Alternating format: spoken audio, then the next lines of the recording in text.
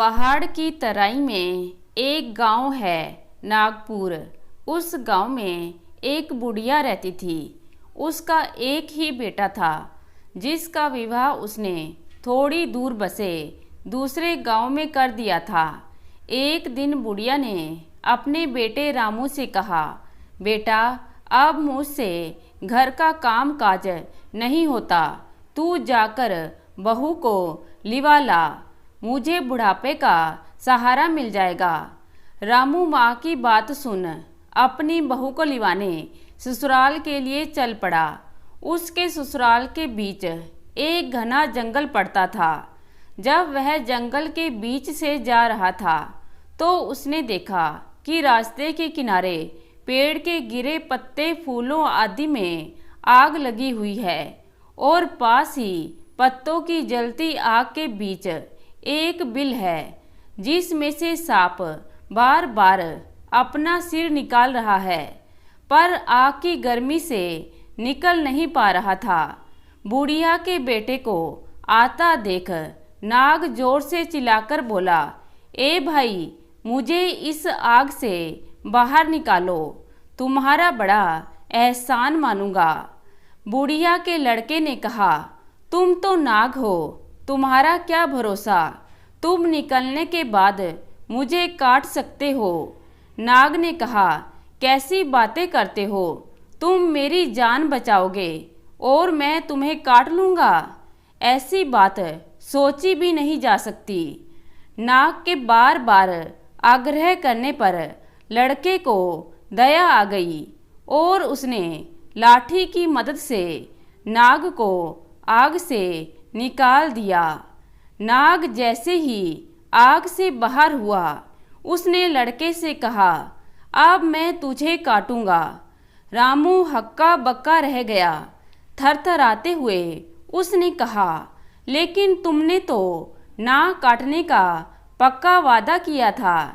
नाग ने हंसते हुए कहा, अरे मूर्ख, यह कलयुग है, कहने और करने में जमीन आसमान का अंतर है। यहाँ भलाई का बदला बुराई से है, यहाँ युग धर्म है। मैं तुम्हें काट कर युग धर्म जरूर निभाऊंगा। लड़के ने कहा, यदि तुम्हें काटना ही है तो काट लो, पर मेरी तसल्ली तो करवा दो कि कलयुग का यही धर्म है। नाग ने लड़के की बात मान ली।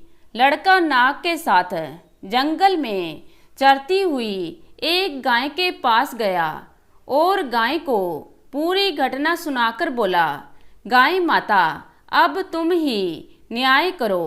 गाय बोली, नाग ठीक कह रहा है, मुझे ही देखो, घास खाकर दूध देती हूँ, खेती के लिए बछड़े बैल देती हूँ, लेकिन मेरे बूढ़े होने पर यह आदमी मुझे कसाई के हवाले कर देता है। यही इस युग का न्याय है। नाग ने कहा, अब तो तसल्ली हो गई। लड़का गिड़गिड़ाया, किसी एक से और बात कर लेने दो, अगर उसने भी यही कहा तो मैं तुम्हें नहीं रोकूंगा। लड़के ने सामने एक पेड़ को अपनी सारी कहानी सुनाई तो पेड़ ने कहा, नाग ठीक कह रहा है, मैं आदमी को शीतल छाया और मीठे फल देता हूँ, पर बदले में आदमी मुझे काटता है, आग में जलाता है। कलयुग का यही धर्म है। यह सुनकर लड़के ने नाग से कहा, मैं तुम्हारे काटने का विरोध नहीं करूँगा, लेकिन मेरी एक अंतिम इच्छा है। जब से मेरा विवाह हुआ है, मैंने अपनी पत्नी का मुंह ठीक से नहीं देखा है। तुम मुझे एक मौका दे दो, मैं अपनी पत्नी को देखकर वापस आ जाऊंगा, तब तुम मुझे काट लेना। नाग ने कहा, मंजूर है, पर पत्नी से कोई बात ना करना, 3 घंटे के भीतर लौट आना। लड़का अपने ससुराल पहुंचा। कुछ कदम दूर से ही उसने देखा उसकी पत्नी दरवाजा साफ कर रही है। उसे देखकर उसकी आंखों से आंसू गिरने लगे। उसकी पत्नी उसे इस तरह देख अवाक रह गई। वह कुछ पूछती इससे पहले ही लड़का वापस चल दिया। पत्नी ने सोचा जरूर कोई विपत्ति आई है। वह भी पीछे पीछे चलकर नाग तक पहुंच गई।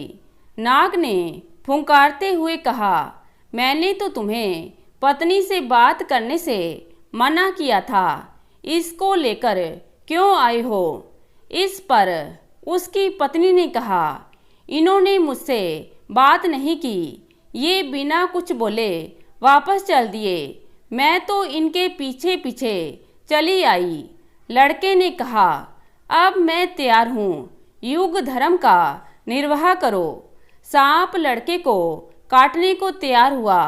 तभी उसकी पत्नी ने कहा, थोड़ा रुक जाओ, तुम इन्हें काटने जा रहे हो, सिर्फ इतना बता दो, इनके बाद मैं अपना गुजारा कैसे करूँगी? नाग ने कहा, इसका इंतजाम है। इस बिल के 7 फेरे करके इसे खोदोगी तो तुम्हें सोने से भरे हुए 7 घड़े मिलेंगे। तुम्हारी जिंदगी आराम से गुजर जाएगी। लड़के की पत्नी ने कहा, मैं तुम्हारी बात पर कैसे विश्वास कर लूं? मेरी तसल्ली के लिए 7 फेरे लेकर बिल खोद लेने दीजिए। नाग लड़की की बात मान गया। लड़के की पत्नी बिल के फेरे लेने लगी। 7वां फेरा पूरा होते होते उसने अपने पति के हाथ से लाठी छीनकर उस नाग के सिर पर जोर से दे मारी। नाग छटपटाने लगा। वह लड़की से बोला, तू तो बड़ी धोखेबाज निकली। तब उसकी पत्नी ने कहा, क्षमा करना नाग देवता, मैं तो आप ही की बात रख रही हूँ। आपने कहा कि यहाँ भलाई का बदला बुराई है। हमें आपने इतना बड़ा खजाना बताया, लेकिन हमें भी तो कलयुग का धर्म निभाना पड़ा और आपके प्राण लेने पड़े।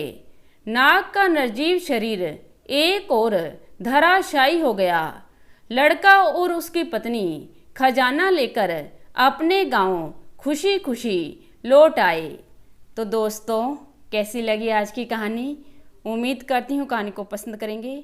धन्यवाद।